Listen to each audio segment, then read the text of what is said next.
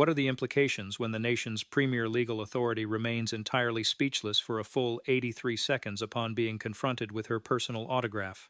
How can one interpret a situation where the country's chief legal representative is seemingly unable to clarify the transfer of $2.3 million, a sum connected to a highly scrutinized historical figure, which was navigated through a foreign corporate entity based in the Cayman Islands merely 3 weeks into her tenure? Furthermore, how should the public perceive the actions of this very same dignitary who previously assured the national audience on television that she would never shield any individual linked to that high-profile network, yet subsequently endorsed a mandate to conceal relevant documentation and obstruct public records inquiries? Then, she resorts to her constitutional right against self-incrimination when parliamentary members demand an explanation for these contradictions. These inquiries are far from hypothetical, for the events that transpired within the walls of House Oversight Committee Room 214 on that particular Thursday morning transcended standard legislative proceedings. It was certainly not mere partisan performance art, nor did it resemble the customary routine of politicians delivering calculated monologues for the benefit of broadcasting networks.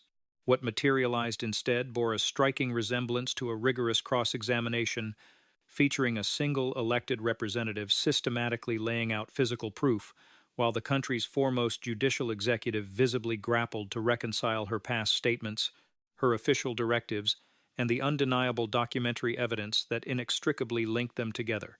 The core issue at hand was sufficiently straightforward that any layperson observing the proceedings could easily grasp its magnitude. Specifically, the pressing question was why the prominent official chose to approve a substantial financial resolution amounting to $2.3 million associated with that heavily scrutinized network, a mere 3 days after explicitly pledging to the citizenry that no such protection would ever be afforded to those involved. This profound inquiry permeated the atmosphere of the Assembly Hall long before the interrogating Congresswoman ever took hold of the amplification device. Prior to the commencement of the official session, the legislative chamber was already filled to its absolute maximum capacity, with every available seat occupied by attentive onlookers. Members of the press corps were positioned shoulder to shoulder against the rear perimeter, their portable computers activated and their broadcasting equipment securely fastened to tripods, all carefully directed toward the primary testimony desk. Personnel from the Justice Department had made an early appearance, bearing substantial volumes of preparatory materials and navigating discreetly among the tightly arranged seating arrangements. The atmosphere permeating the chamber possessed that distinct, palpable anticipation characteristic of significant legislative gatherings, characterized by the subdued buzzing of hushed dialogues, the continuous shuffling of physical documents, and the sporadic illumination from photographic equipment calibrating their focal points. Precisely at 47 minutes past the 10th hour in the morning, observing Eastern Standard Time, the nation's chief legal counsel made her entrance into the designated space. She proceeded with the highly regulated demeanor of an individual deeply accustomed to such high-stakes environments, her head held at a confident elevation and her posture remarkably composed. She exhibited that practiced veneer of tranquil command that seasoned governmental figures effortlessly project when anticipating rigorous interrogation while remaining confident in their rhetorical evasions. A trio of legal representatives assumed their positions adjacent to her at the primary witness station, while a pair of strategic consultants stationed themselves immediately behind her in a supportive formation. The prominent official had devoted considerable portions of her career to maneuvering through adversarial inquisitions, fully comprehending the underlying mechanics of these legislative dialogues. She was well versed in the routine. Representatives would pose their inquiries, the testifier would offer meticulously calibrated responses, legal counsel would intercede whenever deemed strategically advantageous, and the allotted time would eventually expire. It constituted a procedural framework she thoroughly recognized and felt equipped to navigate. However, what she failed to anticipate was that a specific individual within that very enclosure had arrived armed with physical evidence, and notably, not an overwhelming mountain of files, but rather a mere trio of ordinary pages. During the earlier hours of that morning, as the presiding legislative representative made her way into the Grand Hall, security personnel temporarily halted her progress at the main entryway. This brief intercession occurred not because she was burdened with cumbersome cartons of dossiers or a voluminous portfolio of exhibits. On the contrary, she possessed only a remarkably slender, azure-tinted folder that appeared virtually unoccupied to the casual observer. As this unassuming portfolio transitioned through the electronic screening apparatus, one security attendant purportedly exhibited visible perplexity. Contained within the folder were merely 3 distinct sheets of paper. That seemingly insignificant detail would acquire immense consequence shortly thereafter, because during the initial phases of the inquiry, the proceedings appeared completely conventional. The preliminary 40 minutes adhered to the anticipated cadence of a standard governmental oversight assembly. Various members directed inquiries regarding the allocation of departmental fiscal resources, while others articulated concerns pertaining to the execution of civil liberties protections. Certain individuals scrutinized the official concerning prosecutorial leniency and the strategic distribution of departmental assets. The chief executive navigated these conversational exchanges in the customary manner of experienced bureaucrats, offering carefully measured responses, meticulously selected terminology, and the occasional strategic deflection, all conveyed with an air of practiced certainty. She appeared thoroughly collected and perhaps even at ease, demonstrated by a fleeting moment where she casually directed her gaze toward her mobile device. At another juncture, she reclined subtly in her seat while a different legislative member articulated an extensively prolonged preamble before finally posing their formal query. To any external observer, the gathering appeared to be progressing along its entirely predictable trajectory. Then, the specific congresswoman was officially granted the floor by the presiding chairperson, and the ambient climate of the enclosure transformed with startling immediacy. She eschewed the customary practice of initiating her turn with a protracted oration. She completely avoided delivering any sort of politically motivated soliloquy, nor did she elevate the volume of her vocal projection. Instead, she calmly accessed the contents of the slender azure portfolio. Addressing the testifier with utmost formality, she uttered a mere handful of introductory words. Nevertheless, an indefinable quality within her vocal resonance altered the environment. Ambient conversations abruptly ceased, attending journalists instinctively elevated their gazes, and even the official transcriptionist momentarily suspended her rapid keystrokes. This sudden shift occurred because the representative was not employing the typical rhetorical flourishes favored by politicians during such oversight committees. Rather, she adopted the precise, deliberate cadence of a prosecuting attorney introducing foundational evidence. She formally indicated her desire to scrutinize an electronic correspondence dispatched from the Witnesses Administrative Bureau on the 23rd day of February in the current calendar year. The official's facial demeanor remained entirely unaltered by this proclamation. Individuals in positions of public trust are frequently confronted with allusions to various documents. Often, these references prove to be fragmented, misunderstood, or completely divorced from their appropriate contextual grounding. Consequently, she replied with serene composure, indicating that she possessed no immediate recollection of any such specific digital communication. The representative gently interjected, clarifying with level firmness that she was not inquiring about the official's mnemonic recall, but rather declaring the undeniable existence of the items she had uncovered.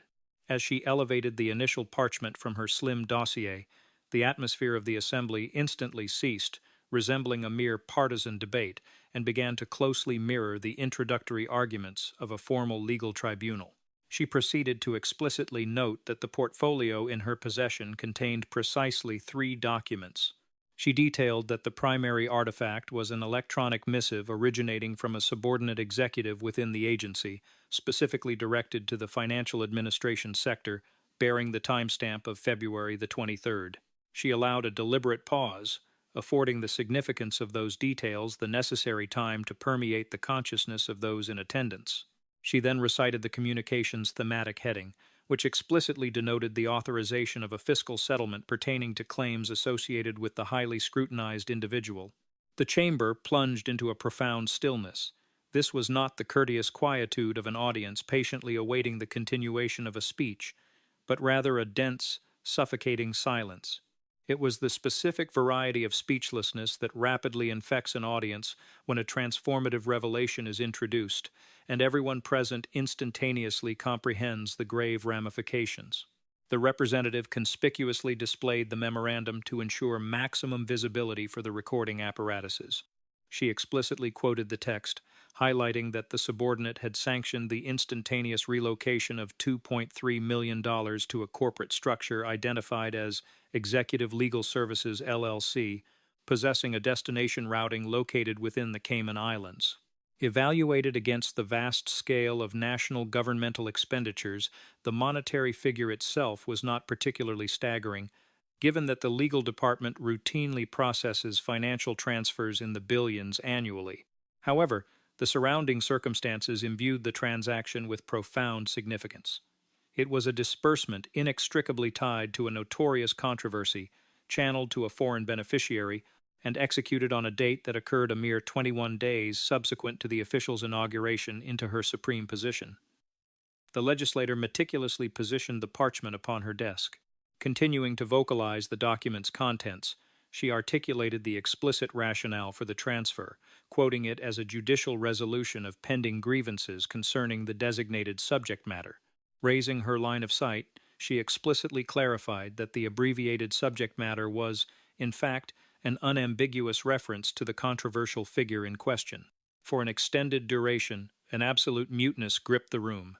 Certain media professionals commenced rapid data entry upon their devices, while others traded knowing glances across the expanse of the gallery. A technician deliberately calibrated his visual recording instrument to achieve a more intimate framing of the central testimony station. Positioned squarely in the epicenter of the chamber sat the paramount legal guardian of the Republic, and an uncompromising query had just been deposited squarely into her lap. The representative formally challenged the official to articulate the exact nature of the grievances that this substantial financial agreement ostensibly resolved. The executive leaned marginally closer to her microphone, her vocal delivery remaining highly disciplined and restrained. She offered a definitive refutation, categorically dismissing any assertion that illicit fiscal maneuvers had transpired under her departmental purview. Under different circumstances, or perhaps on an alternate occasion, such a resolute declaration might have successfully terminated the conversational thread. It epitomized the standard rhetorical deflection frequently deployed by high-ranking bureaucrats to pivot away from specific incriminations and seek refuge in broad, generic assertions of organizational righteousness. Nevertheless, the interrogating member was far from concluding her presentation. She once again delved into the azure enclosure and extracted the subsequent piece of evidence. She announced the second document, describing it as the internal administrative reply generated by the agency's Fiscal Management Division in direct response to the aforementioned authorization mandate.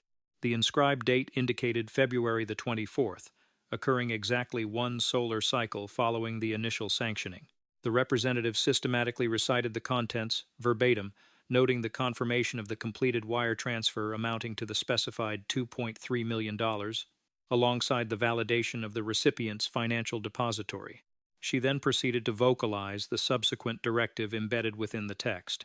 She quoted the explicit instruction that mandated the immediate and total sealing of all related paperwork under the protective veil of attorney-client confidentiality, ostensibly executed pursuant to a direct mandate from the highest executive office.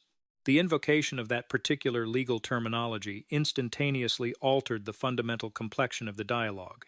The concept of attorney-client confidentiality is an incredibly specific judicial safeguard designed expressly to insulate private discourse occurring exclusively between a legal practitioner and the individual they formally represent. The legislator fixed her gaze unblinkingly upon the seated executive. She observed, with a tone of profound analytical interest, that such an invocation was highly peculiar given the foundational requirements of the privilege. Pausing for rhetorical emphasis, she deliberately posed the question of identifying the actual client in this specific scenario. Was it the federal institution itself, or did it perhaps pertain to the post-mortem estate of the controversial figure? The resulting wave of whispered speculation that cascaded through the hall was entirely impossible to disregard. Legislative peers physically inclined toward one another, and the rhythmic clatter of journalistic keystrokes markedly accelerated. One of the defending legal counselors, a mature gentleman possessing silver hair, leaned intimately toward his client and urgently murmured a sequence of hushed advisements. The executive subtly negated his suggestion with a shake of her head, evidently maintaining her resolve to personally field the interrogation. She began her response with deliberate caution, articulating that the determinations surrounding financial resolutions inevitably encompass highly intricate jurisprudential evaluations. The interrogator elevated her palm with a gentle, non-threatening motion, employing just enough physical presence to respectfully truncate the official's ongoing sentence. She offered to visually demonstrate the true depth of that purported complexity as she produced the final document from her collection. This particular parchment stood distinct from its predecessors because, situated prominently at the lower margin beneath an authoritative decree disseminated to the agency's divisional leadership, rested an unmistakable personal authorization. It was the executive's own distinctive signature, rendered with bold and undeniable clarity. The mandate bore the date of February the 25th, effectively 48 hours subsequent to the initiation of the monetary transfer. The representative clearly enunciated the critical provision, which explicitly reclassified all materials associated with the specified agreement as privileged attorney work product, thereby deliberately rendering them entirely exempt from standard freedom of information inquiries. Following a purposeful hesitation, she recited the concluding mandate, which rigidly commanded that any and all external probing regarding the incident must be exclusively channeled to the primary executive suite, completely devoid of any permissible exceptions. The legislator gracefully lowered the parchment. Adopting a remarkably subdued vocal tone, she formally requested the official to authenticate the visual evidence of her own handwriting. The recording devices meticulously documented every ensuing detail. The profound stillness, the escalating psychological pressure, and the pivotal instant when the entire assembly comprehended that a matter of significantly graver consequence than standard bureaucratic review had just been set in motion. The events destined to unfold in the subsequent moments would ultimately transform those three seemingly innocuous sheets of paper into the epicenter of the most volatile political clash of the entire calendar year. For a transient eternity, the collective occupants of the room simply suspended their respiration. The inquiry had been presented with absolute lucidity. The corresponding artifact was currently illuminated upon the expansive digital display. The authorial mark was plainly discernible to every optical sensor in the vicinity, and the supreme commander of the nation's justice apparatus was now confronted with a query of fundamental simplicity. Could she verify her own penmanship? The official directed her vision toward the illuminating apparatus situated behind her inquisitor. The digital reproduction of the text had been magnified to such a degree that each individual string of characters was legible from the farthest reaches of the amphitheater. Her personal identifier was prominently displayed at the foundational edge in dark pigmentation, executed in the uniquely looping script that had graced scores of administrative commands since her ascension to the post. She notably refrained from issuing an instantaneous reply. To an untrained observer, such a delay might appear trivial, yet within the highly formalized arena of a congressional tribunal, every passing millisecond possesses profound gravity. Legal practitioners, media correspondents, and seasoned policymakers are universally conditioned to meticulously analyze the absence of sound. An absence of speech can signify strategic prudence. It can indicate deep cognitive calculation, and on occasion, it profoundly implies that the testifier completely grasps the perilous implications of the inquiry. The representative exercised immense patience. She refrained from any verbal interruption or repetitious badgering.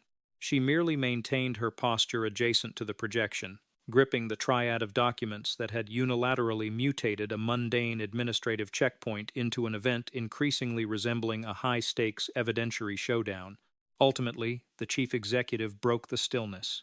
She methodically articulated that her administrative duties required the endorsement of hundreds of such decrees on a monthly basis.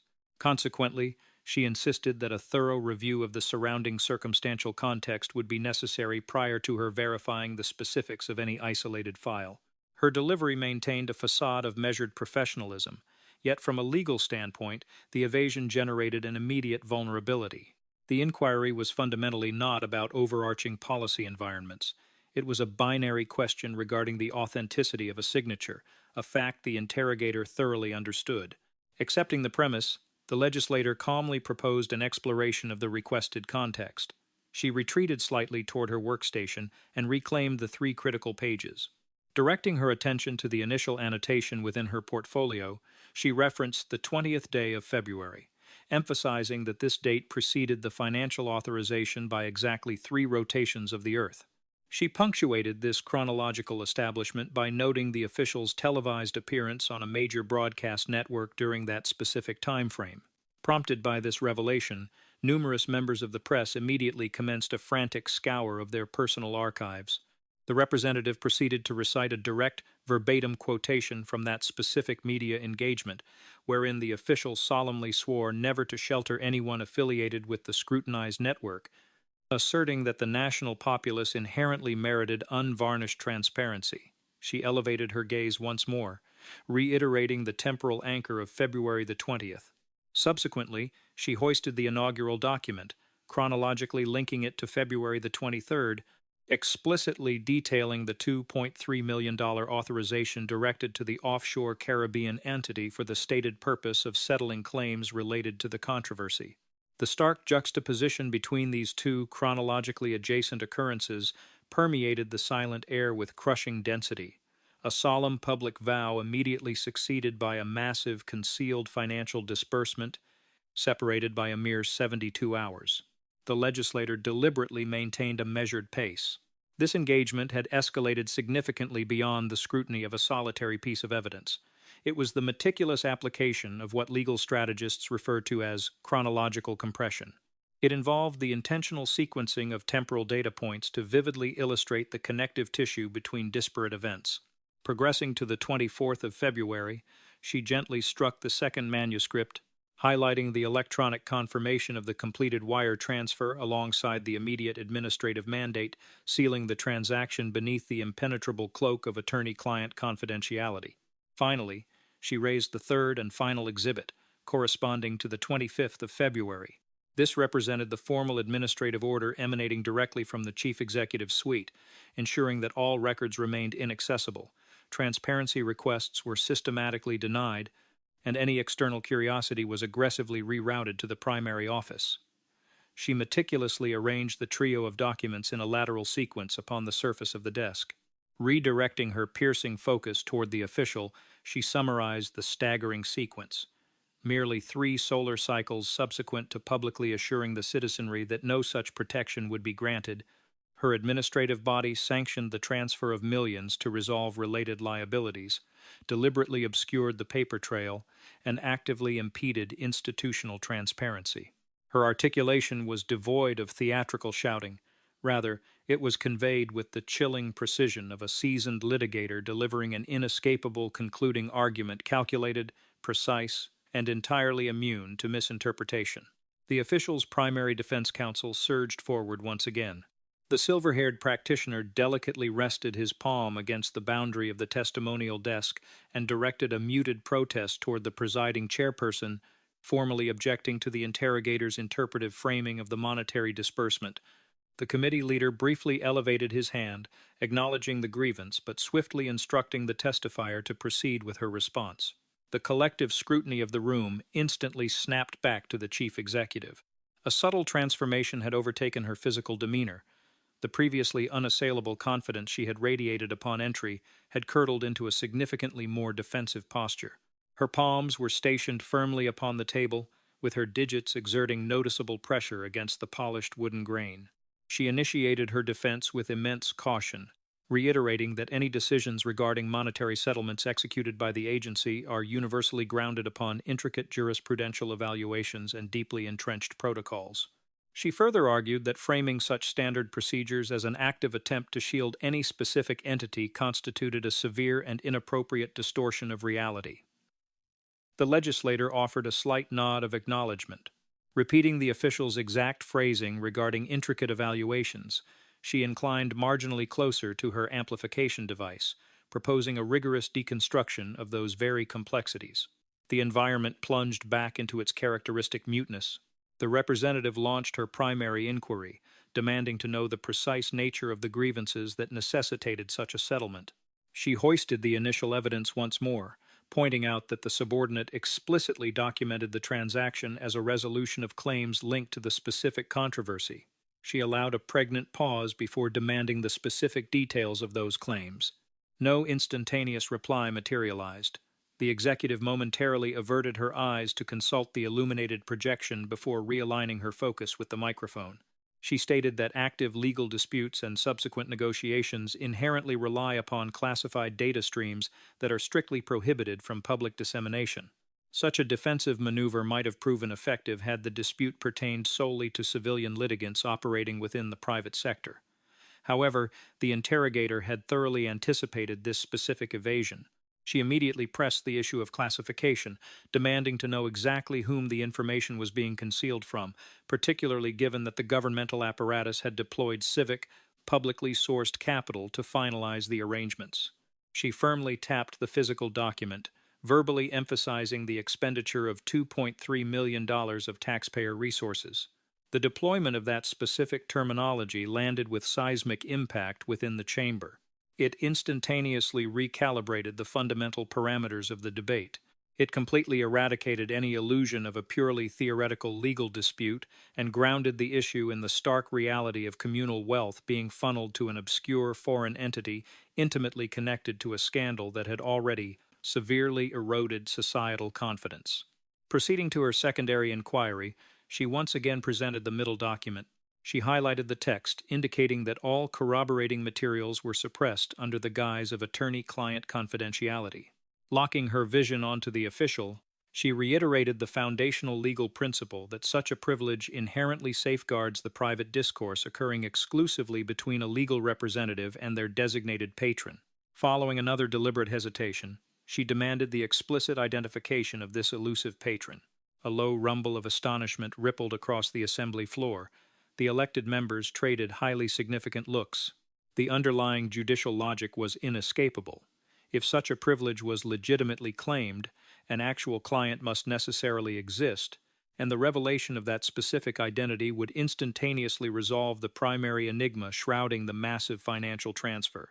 The executive's legal advisor closed the physical distance between them once more, whispering with palpable urgency. She offered a minute nod of comprehension before addressing the assembly. She broadly declared that her department functioned to champion the overarching interests of the national government across a multitude of judicial arenas, and that claims of privilege could theoretically manifest within a vast array of contextual frameworks. The interrogator's facial expression betrayed absolutely zero fluctuation.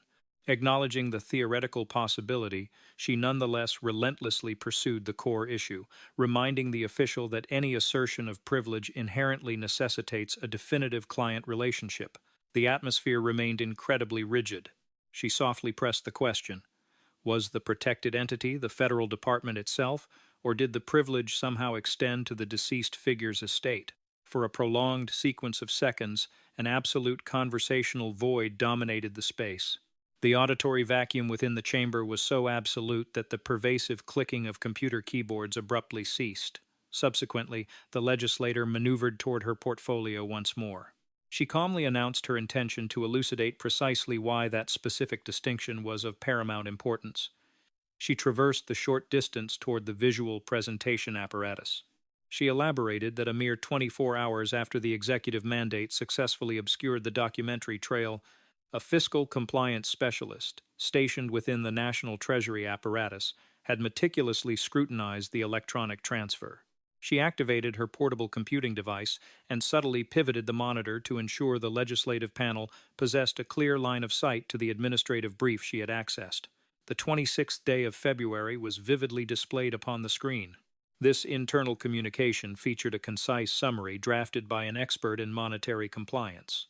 The representative recited the text for the official record, noting the specialist's observation of an irregular transactional framework involving an overseas beneficiary utterly devoid of any discernible commercial justification. Crucially, she highlighted the specialist's formal recommendation to initiate a suspicious activity report to facilitate a comprehensive review for potential illicit money laundering. The acronym SAR fundamentally denotes a highly specific alert protocol. Under federal statutes, financial institutions and governmental branches are legally obligated to submit these notifications whenever a fiscal exchange demonstrates characteristics consistent with unlawful monetary obfuscation. The interrogator pivoted her attention back to the seated official. She emphasized that a qualified analyst had successfully identified the irregularity After a brief intermission, she reinforced that this professional had explicitly advised the formal initiation of a compliance investigation. She then deliberately posed the subsequent inevitable query: what was the ultimate fate of that critical recommendation? An answer from the official never materialized. In lieu of a response, her primary legal representative rose from his seat with jarring suddenness.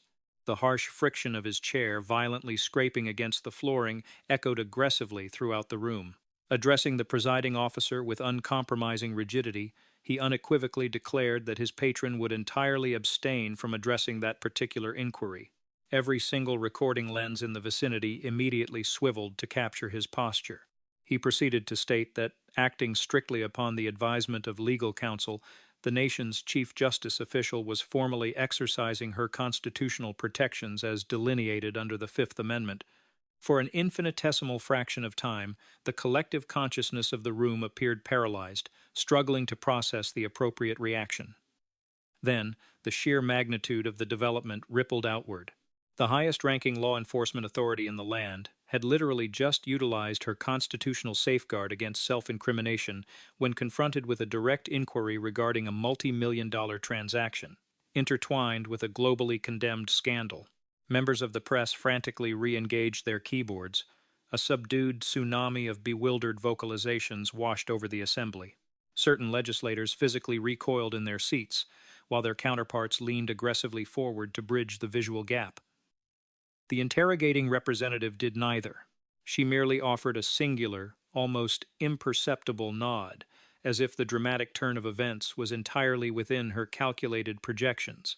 She softly echoed the invocation of the Fifth Amendment, explicitly defining it as the fundamental liberty to avoid compulsory self-incrimination. She closed the gap with the audio receiver once more. She suggested an absolute clarification of the monumental event that had just transpired. Her vocal resonance remained tranquil, yet the implicit gravity underpinning her articulation had intensified exponentially. She stated for the record that the Chief Administrative Officer of the federal justice apparatus had just explicitly declined to confirm or deny whether she had actively suppressed a critical financial security alert concerning a highly questionable multi-million-dollar expenditure. No individual attempted to intercede. No one sought to artificially reroute the trajectory of the dialogue. This collective inaction stemmed from a shared, implicit understanding that a profoundly crucial threshold had just been crossed. The proceedings had irrevocably transcended the boundaries of standard policy review. It had mutated into a raw crisis of fundamental accountability, and the ensuing quietude was destined to become the most intensely analyzed focal point of the broader investigation. The duration spanned exactly 83 seconds. It was an expansive silence, sufficiently prolonged to allow every optical recording device to immortalize the suffocating pressure accumulating across the expanse of the testimony desk. It was a silence destined to rapidly spawn an infinitely more troubling inquiry. What precise realities were being meticulously concealed behind those three unassuming sheets of paper? For a fleeting interval, the environment metamorphosed into a realm completely alien to the customary nature of political hearings. The air was notably devoid of grandstanding orations, sudden interruptions, or the chaotic clamor of partisan bickering. There remained only an oppressive stillness that incrementally expanded throughout the enclosure, mimicking the physical characteristics of a concussive shockwave. This occurred because the ultimate constitutional shield had just been injected into the discourse. When the apex leader of the national justice infrastructure deploys the Fifth Amendment amidst a formal legislative review, every legally trained mind in proximity comprehensively grasps the severity of the implications. Such an invocation does not inherently equate to an admission of culpability, but it undeniably signals the presence of profound legal jeopardy. The specific constitutional provision serves a singular foundational purpose: to shield individuals from being coercively forced to generate testimonial evidence that could subsequently be weaponized against them within a formal prosecutorial setting. That stark jurisprudential reality violently fractured the pre-existing framework of the inquiry. Only moments prior, the discourse had centered upon administrative artifacts, digital communications, fiscal authorizations, and international capital flows. Now, the parameters of the confrontation had violently shifted toward the terrifying specter of tangible criminal liability. The legislator steadfastly refused to elevate her vocal volume. She exhibited absolutely no signs of triumphant celebration. Instead, she gravitated nearer to the amplification device and began to speak with a glacial, deliberate cadence, the specific rhythm favored by seasoned trial lawyers when they demand absolute transcription perfection for the permanent archives. She documented for the record that the presiding official had successfully activated her constitutional protections against self-incrimination. She paused for dramatic effect, elaborating that this maneuver effectively confirmed that the primary law enforcement agency of the Republic was presently incapable of providing a legitimate explanation for a massive capital transfer linked to the scandal. That single declarative sentence possessed an astronomical density of consequence. This gravity existed because the agency in question is fundamentally tasked with the aggressive pursuit and prosecution of complex financial illegality, including the obfuscation of illicit funds, systemic fraud, and institutional corruption. Yet, paradoxically, within the confines of an accountability forum, the supreme architect of that very agency had actively refused to address inquiries concerning a formally flagged and highly suspicious monetary relocation. The representative directed her vision momentarily toward the trio of documents clutched within her grasp before proceeding. She proposed a methodical review of the empirically established facts. She explicitly delineated that this review would be entirely devoid of conjecture or hearsay, relying strictly upon authenticated files, verified chronologies, and authenticated penmanship. Elevating the primary artifact once more, she reiterated the 23rd of February, detailing the electronic authorization of the massive capital transfer directed to the Caribbean entity for the explicitly stated purpose of resolving the associated controversy. She carefully returned the artifact to the desk surface. Advancing to the secondary piece of evidence, she noted the 24th of February, marking the successful completion of the wire transmission and the simultaneous administrative order, completely sealing the corroborating data beneath the impenetrable shield of legal privilege, executed at the direct behest of the executive suite.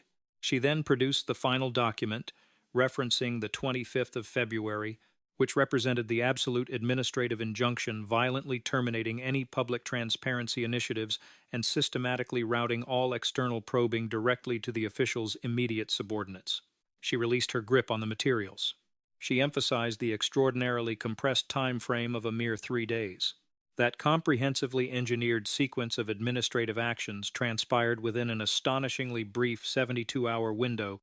It was a mere 3 days, separating a solemn vow of transparency and the execution of a highly classified fiscal payout. It represented a span of 3 days, bridging the gap between public accountability and impenetrable administrative darkness. It constituted a 72-hour interval between a televised assurance delivered to the citizenry and a hardened decree meticulously designed to ensure absolute investigatory obstruction.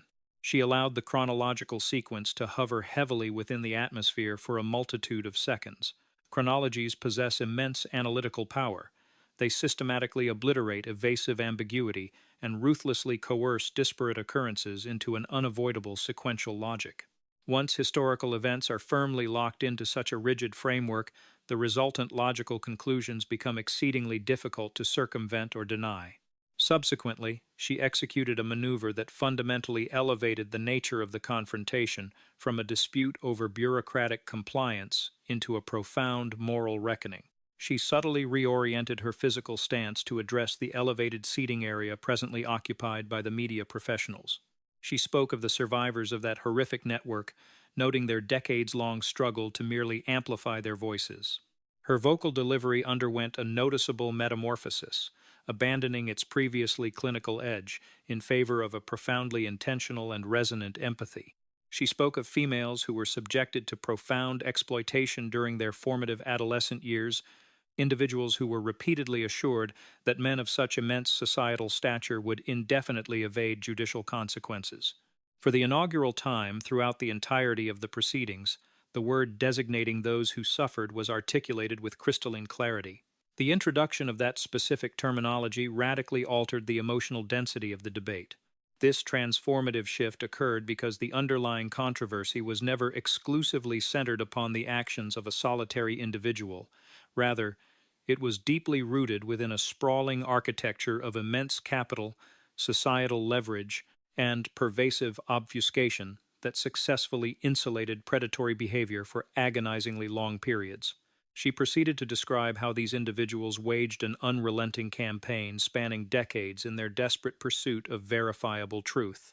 She paused to emphasize their resilience. She noted their willingness to brave judicial arenas, their courage in issuing public testimonies, and their steadfast endurance in the face of concerted intimidation tactics. She stressed that they endured these trials fundamentally because they harbored a sincere, albeit fragile, faith that the institutional justice apparatus would ultimately function as intended.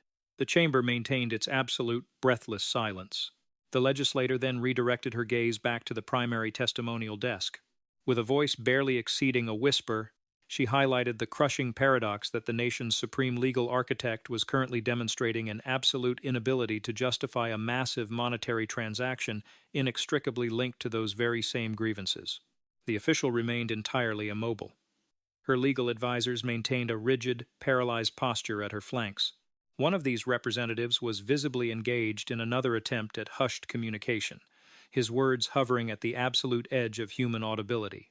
However, the recording mechanisms had already successfully immortalized the quintessential visual narrative, the highest law enforcement officer in the land maintaining an agonizing muteness while a devastating timeline was meticulously deconstructed before her. The representative pivoted her attention back to the evidentiary artifacts. She proposed a detailed examination of the international beneficiary, specifically identifying the corporate entity residing within the Caribbean jurisdiction. The geographical specificities of that detail held substantial relevance because the utilization of foreign financial vehicles almost instantaneously triggers aggressive compliance scrutiny. This elevated scrutiny does not necessarily arise because such structures are inherently criminal, but rather because they are explicitly designed to introduce vast distances and complex layers between capital exchanges and regulatory oversight bodies. She addressed the wider assembly once more, explaining the fundamental reality that whenever sovereign capital is routed through international corporate shells, regulatory analysts invariably begin to demand justifications. She swiveled back toward her digital device. She confirmed that, in this specific instance, a dedicated professional had indeed initiated such an inquiry. She proceeded to reread the precise text from the internal Treasury memorandum, detailing the specialist's observation of highly irregular routing and overseas destination, an absolute absence of legitimate commercial rationale, and the formal recommendation to deploy a suspicious activity protocol. That final concluding recommendation was heavily laden with profound legal ramifications. The formal issuance of such an alert mandates a rigorous evaluation matrix, effectively mobilizing financial watchdog agencies and permanently establishing an evidentiary trail that specialized investigators can subsequently pursue. However, she noted grimly that in this particular scenario, the necessary documentation was systematically prevented from ever reaching official submission. She purposefully collapsed the screen of her device. She articulated the chilling reality that the security recommendation was completely annihilated. Those specific syllables fell upon the room with crushing weight. She emphasized that the proposal was not merely dismissed or gently modified, but entirely terminated. She locked eyes with the official once more. She confirmed that the security evaluation was aggressively halted and the corresponding intelligence was immediately plunged into the dark realm of classification. The decision to impose classified status possessed immense strategic importance because the moment any file receives such a designation, the prospect of public scrutiny is essentially eradicated. The chronological sequence had thus acquired an additional, highly incriminating data point. On the 26th of February, a security anomaly was formally identified, a comprehensive evaluation was aggressively advised, and that very evaluation was instantaneously suppressed. The interrogator retreated marginally from the amplification equipment.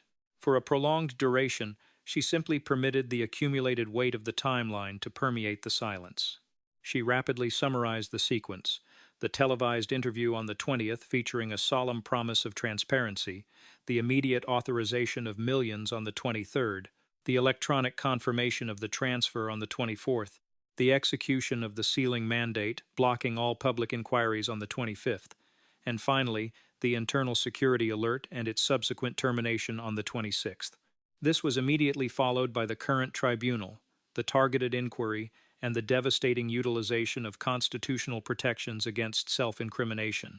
It was a masterclass in the systematic layering of empirical evidence, progressively stacking individual facts until the resulting architecture of implications became utterly undeniable. She finally shattered the silence, requesting permission to articulate her conclusions with unvarnished clarity. Her vocal resonance remained remarkably unwavering. She emphatically stated that the proceedings had completely transcended the trivial boundaries of partisan squabbling. To illustrate her point, she physically indicated the composition of the legislative panel, noting the presence of representatives from both major ideological factions. She declared that the fundamental issue at stake was whether the nation's judicial infrastructure genuinely operated beneath the overarching umbrella of the rule of law. That specific phraseology, the rule of law, is saturated with profound institutional gravity. It encapsulates the foundational democratic principle that legislative mandates must be applied with absolute uniformity across the entire population. This principle insists that the law does not merely govern the average citizen or the minor transgressor, but absolutely everyone, up to and including the chief administrator of the Justice Department herself. She leaned incrementally closer to the microphone. She hypothesized that if the highest enforcement agency possessed the unilateral capability to sanction the disbursement of massive sums to resolve highly toxic liabilities while simultaneously obscuring the documentation, obstructing transparency laws, terminating internal security protocols, and subsequently refusing to provide any justification for such actions, then a profound crisis was at hand. She allowed a pregnant pause.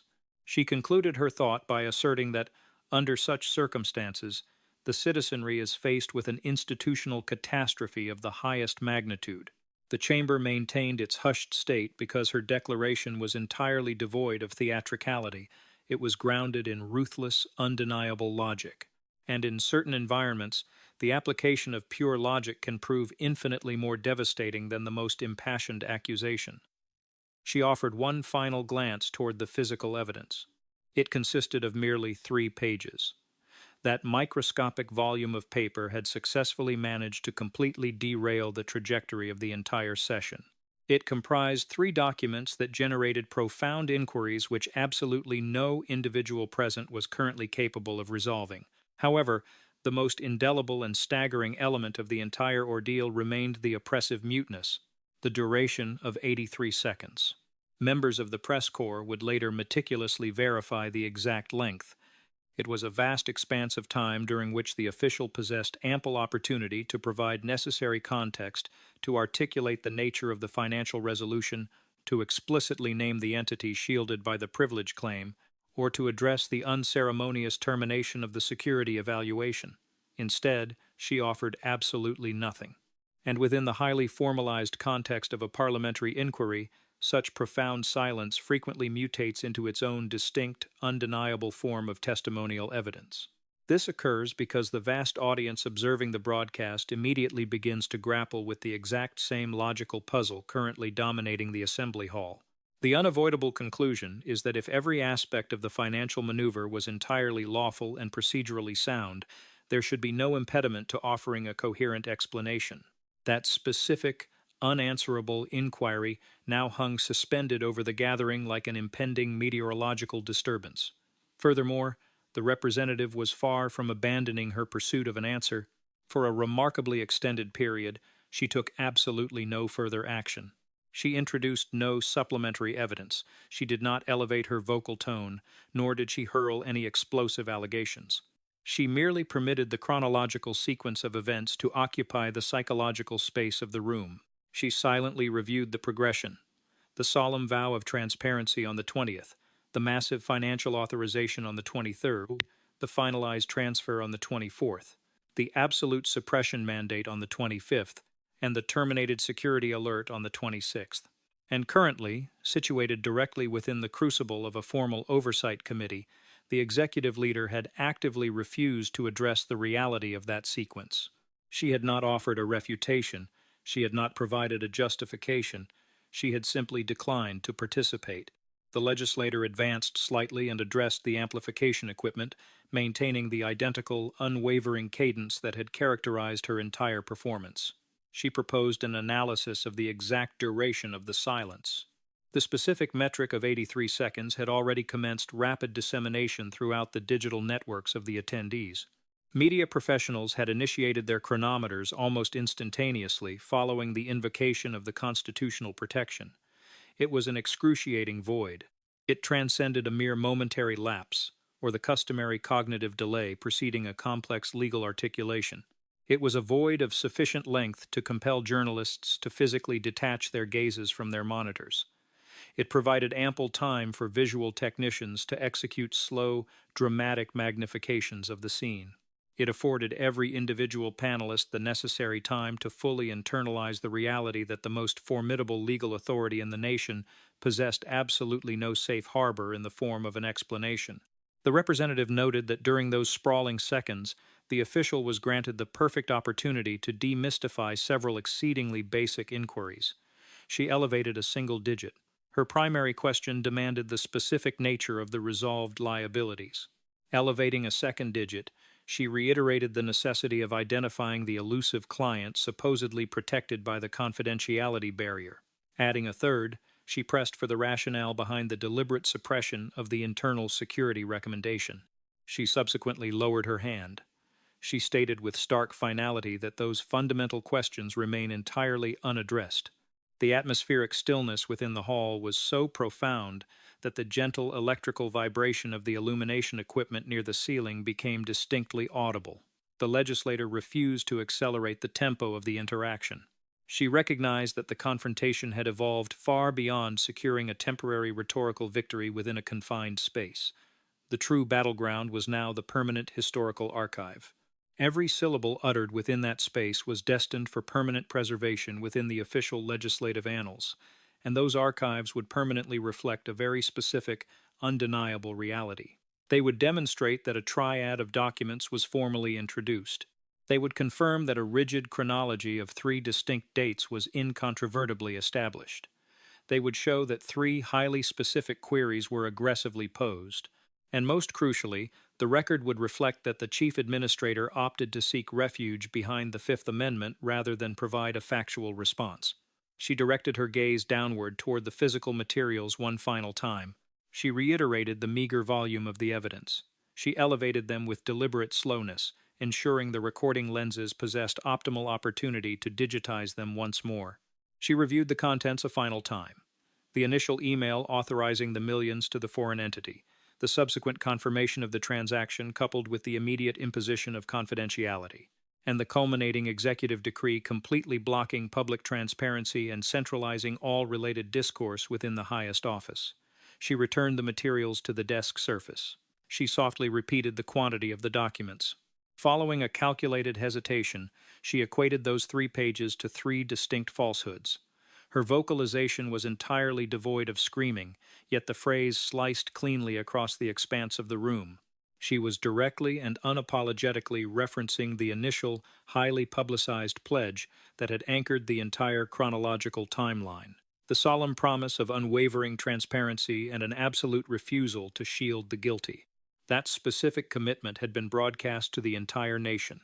Millions of citizens had internalized that message. It had been meticulously packaged as an ironclad guarantee of accountability, an assurance that the sprawling, corrupt architecture would no longer benefit from the protection of elite governmental mechanisms. The interrogator now stared directly into the eyes of the seated official. With a remarkably quiet intensity, she pointed out that a mere 3 days after that monumental pledge, the official's administrative apparatus sanctioned a massive payout, intrinsically linked to the very subject of that promise. Her delivery remained entirely disciplined, but the sheer, horrifying contrast between the televised rhetoric and the documented actions was now utterly inescapable. She asserted that the underlying logic of the situation was entirely straightforward. She expressed supreme confidence that the millions of citizens observing the broadcast could easily comprehend the fundamental dynamic at play. She swept her arm across the assembly. She posited a hypothetical scenario. If any ordinary citizen had secretly funneled millions into an opaque foreign shell corporation intricately tied to an active criminal probe, she paused for emphasis. She then added the hypothetical actions of subsequently classifying all corroborating paperwork and actively sabotaging an official financial security inquiry. Her conclusion was absolute. Any average individual engaging in such behavior would instantaneously become the primary target of a massive federal prosecution. This comparative analysis struck with devastating force because it effectively translated an incredibly convoluted procedural argument into universally understood, common-sense logic. The average member of society possesses absolutely no authority to unilaterally issue decrees that successfully obliterate public transparency. The common taxpayer maintains zero capability to arbitrarily classify internal security evaluations. Ordinary people cannot simply conjure claims of institutional privilege out of thin air to evade accountability for the disbursement of civic funds. However, individuals occupying the highest echelons of power most certainly can, and that catastrophic disparity in capability was precisely the reality the legislator was determined to illuminate for the viewing public. She proclaimed that this stark discrepancy is the fundamental justification for the existence of legislative oversight. She reiterated the foundational democratic tenet that justice must be applied with absolute, unflinching equality. It cannot be applied selectively. It cannot be applied based upon political affiliation or convenience. It must be universal. She methodically returned the three critical artifacts to the confines of the Azure portfolio. Reorienting her posture toward the presiding officer, she formally declared that the physical evidence would be permanently entered into the historical legislative archive on that very day. Her vocal tone remained extraordinarily stable. She ensured that every digital communication, every administrative order, and every authenticated signature would become a matter of permanent public record. She directed her vision toward the primary desk for a concluding moment. She expressed an unwavering conviction that the citizenry of the nation would eventually discover the true nature of those highly classified liabilities. Following a final pause, she conceded that this revelation might not occur immediately. It might require days, weeks, or even longer. However, she noted with quiet certainty that verifiable facts possess an inherent, almost gravitational tendency to eventually breach the surface. Her articulation now carried a distinctively altered resonance. It had shed its aggressive, interrogatory edge and adopted an aura of calm, inevitable destiny. She formally retreated from the amplification equipment. She officially relinquished the remainder of her allotted time to the presiding chairperson. The immense hall remained locked in its characteristic silence for several sprawling seconds following her departure from the focal point. This sustained quietude occurred because the psychological climax of the confrontation had already been achieved. It required absolutely no elevated volumes or theatrical gesticulations. The devastation was wrought entirely by a triad of documents and an inescapable chronological sequence. Frequently, such fundamental elements are all that is truly required to dismantle a carefully constructed facade. Throughout the subsequent hours, major broadcasting conglomerates would replay the interaction with relentless frequency. Their motivation for doing so was not rooted in the sheer volume of the exchange, but rather in its surgical, lethal precision. A lone parliamentary representative had introduced undeniable physical evidence. The supreme law enforcement officer of the land had actively sought refuge behind the Fifth Amendment, and an agonizing void spanning 83 seconds had irrevocably cemented itself as the defining visual artifact of the entire governmental review. However, the genuine, underlying dilemma stretches far beyond the physical confines of that specific legislative chamber. This is fundamentally because the unfolding scenario elevates concerns that vastly eclipse any standard partisan dispute. It forces a profound and disturbing examination of the foundational trust placed within our vital democratic institutions. Whenever the Justice Department initiates an inquiry into monetary irregularities, it aggressively demands that massive financial institutions, sprawling corporate conglomerates, and average, everyday citizens thoroughly justify their fiscal behaviors. These specialized units mandate the immediate surrender of vast troves of documentation. They demand the establishment of rigorous chronological timelines. They aggressively demand coherent answers. Yet, a terrifying paradox emerges. What occurs when those exact same uncompromising standards are abruptly directed toward the regulatory agency itself? What is the appropriate societal response when the highest-ranking legal official in the nation demonstrates an absolute inability or a steadfast refusal to provide a legitimate explanation for a highly irregular capital transfer intimately connected to one of the most notoriously corrupt syndicates in contemporary history? What profound conclusions must the public draw regarding the concepts of transparency, institutional accountability, and the foundational promise that the justice system operates with blind impartiality? These critical inquiries are no longer strictly contained within the formalized boundaries of a legislative tribunal. They have effectively escaped into the wider societal consciousness, and the general public unequivocally merits comprehensive explanations. Therefore, if you, as a member of society, recognize the immense gravity of these events, and if you harbor a fundamental belief that the judicial apparatus must strictly adhere to the very identical regulations it rigorously enforces upon the populace, it is imperative to amplify this narrative. Please ensure you register your approval of this broadcast, disseminate it widely among individuals who champion the cause of institutional transparency, and utilize the commentary section to articulate your personal perspectives regarding the agonizing 83 seconds that fundamentally permanently altered the trajectory of the hearing. Additionally, it is highly recommended to formalize your subscription to the broadcasting channel. This action is advised because this sprawling, complex investigation is unequivocally far from reaching its ultimate conclusion. It required merely 3 sheets of paper, 3 specific temporal markers, and an excruciating silence spanning 83 seconds.